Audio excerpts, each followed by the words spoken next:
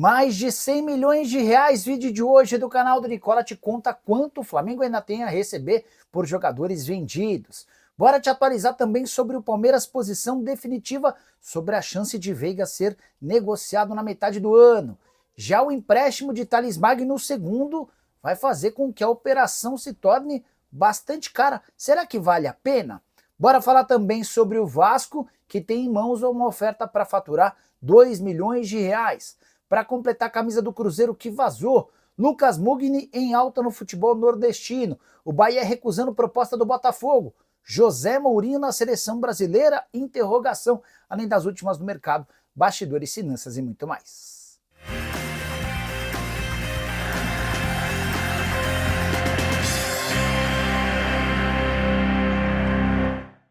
Fala aí pessoal, sou Jorge Nicola, bem-vindos a mais um vídeo do canal, sempre bom ter vocês por aqui, sem perder tempo, só pedir para deixar like, se inscrever no canal e ativar as notificações. Bora contar que todo esse conteúdo é um oferecimento de Superbet, casa de apostas aprovada pelo governo e que me contratou para dar dicas de apostas para vocês.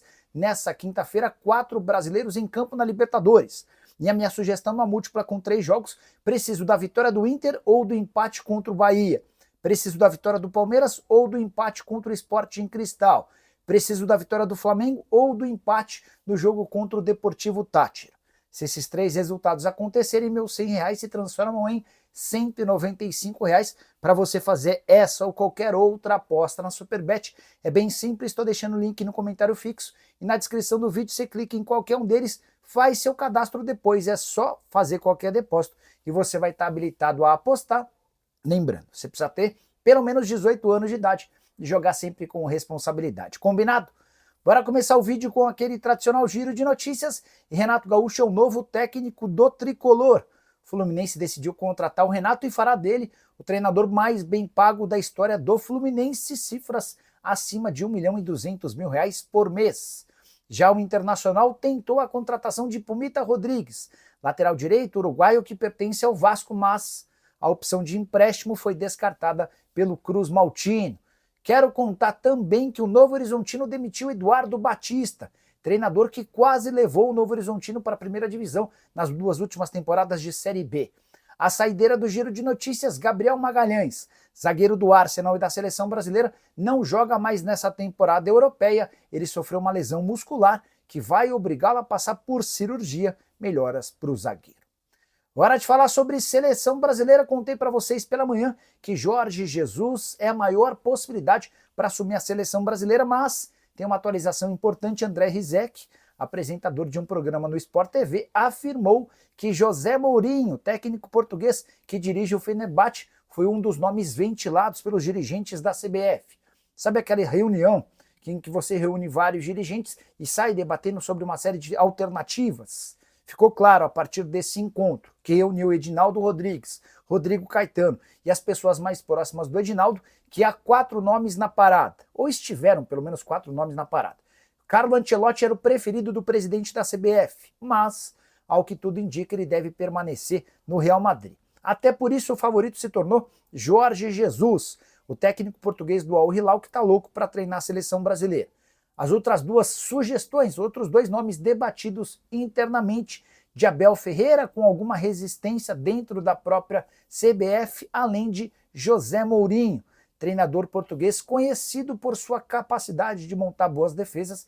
Eu não o contrataria para a seleção, acho que o Brasil precisa de técnicos que saibam propor jogo. José Mourinho, que vive fase de baixa na sua carreira, é hoje vice-líder do campeonato turco com o Fenerbahçe. Ele tem 6 pontos de desvantagem para o Galatasaray. É bem verdade que com um jogo a menos contra o rival. Mas, importante dizer que o Mourinho acaba de ser eliminado pelo próprio Galatasaray em jogo das quartas de final da Copa da Turquia. E houve um momento curioso e que está repercutindo muito lá na Turquia. Depois da eliminação, Mourinho foi flagrado apertando com os dedos o nariz do técnico adversário. Bora falar agora sobre o Bahia, que recusou a proposta nas últimas horas do Botafogo. Vocês sabem que o Botafogo está tentando a contratação do meio atacante Cauli, que perdeu espaço no Bahia e é homem de confiança do técnico Renato Paiva. Eles trabalharam juntos no próprio Bahia. Pois bem, a oferta do Botafogo foi de uma troca, com o Cauli indo em definitivo para o Botafogo e com o Matheus Martins indo em definitivo para o Bahia. A resposta do tricolor, por meio do Grupo City, foi de que nessas condições não há chance de acordo. O Bahia só toparia uma troca de jogadores se o Botafogo optasse por envolver o Savarino ou o Igor Jesus. Aí é pedir demais, né? Igor Jesus recentemente convocado para a seleção brasileira, atacante titular absoluto, enquanto o Savarino, outro jogador de destaque.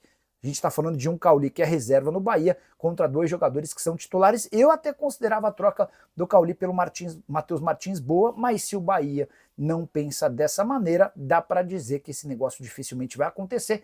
É importante destacar a rivalidade pelo mundo entre o Grupo City e o John Textor. Eles se encontram em algumas das principais ligas do planeta e dá para dizer que a relação está longe de ser positiva. Bora falar agora sobre Lucas Mugni, eleito o craque do campeonato cearense. E o Mugni, que pertence ao Ceará, tem contrato só até dezembro, tem sido alvo de propostas. Nos últimos dias, o Central Córdoba ofereceu $300 mil para ficar com o jogador em definitivo.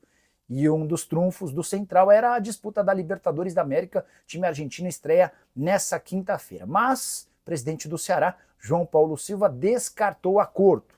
Ainda assim, existe a possibilidade de o Mugni não ficar para a próxima temporada. O meio-atacante argentino de 33 anos de idade, que é primo de Lionel Messi, tem contrato só até dezembro. Isso significa que a partir de julho ele pode assinar um pré-contrato e Fortaleza e Grêmio monitoram a situação do atleta, que de fato vive na melhor temporada da carreira desde que chegou ao futebol brasileiro, e ele já havia passado por outros clubes, especialmente do Nordeste, também com destaque. Em 2025 são 7 jogos, 2 gols e 4 assistências, eleito para a seleção do Campeonato Cearense e também como o melhor jogador da competição. Hora de falar sobre o Cruzeiro e a camisa 2 da Raposa, que seria lançada em algumas semanas, acabou vazando nas redes sociais. Tudo por causa de um assalto. Bora explicar o contexto de toda essa história. Houve um furto no interior de Minas Gerais, numa fábrica que presta serviços para Adidas. Essa fábrica fica numa cidade chamada Três Pontas. Importante destacar que essas camisas furtadas acabaram sendo trocadas por drogas. A polícia acabou descobrindo a operação e prendeu 2 pessoas. Uma delas tentou fugir e acabou baleada na perna. A consequência pro Cruzeiro de toda essa confusão foi o vazamento da camisa número 2, que de fato é a real e que seria lançada em algumas semanas. A surpresa acaba de deixar de existir. Você sabe que a Adidas é a fornecedora de material esportivo do Cruzeiro. Recentemente houve o lançamento da camisa número 1. Você viu a camisa 2? O que você pensa sobre ela? Já usa o espaço para comentário e registra a sua opinião, beleza? Hora de falar sobre o Vasco da Gama, que tem em mãos uma proposta de quase R$2 milhões para mandar a partida contra o Flamengo. Bora explicar essa situação.